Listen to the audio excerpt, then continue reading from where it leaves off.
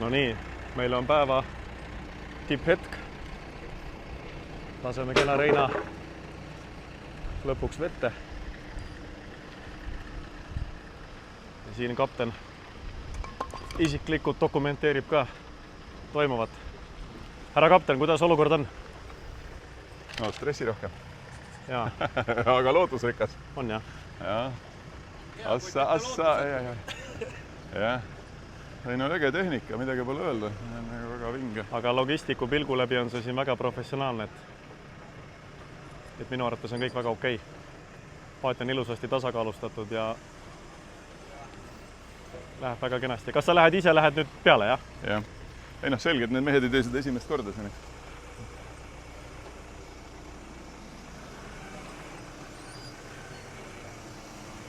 Nii, Mikker on kapteni küljes ka, et siis kui ta läheb protsessi juhtima, siis me peaksime siit video pealt kuulama seda. No nii.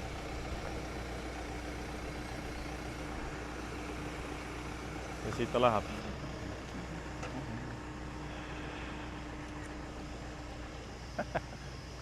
Poisid, järgmine kord, kus ta veest välja tõstetakse, on Barbados. Jah, just. Ma lähen ronin sinna kunkusse jälle ja siis kruvin lahti selle tüüri. Võtta. Ära rutta sündmustest ette. Ma pead nagu ennast julgustama, et see nii läheb. Sellega kunagi ei tuli. Nii, jah.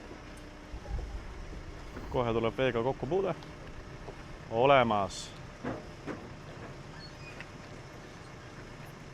Natukene veel ja kena Reina on kokkupuud olemas. Puutub kohe Atlandi vett taas kord. Ja kui kõik läheb hästi, siis võetakse ta välja järgmine kord juba veest Barbadosel, Kariibidel. See on suur hetk.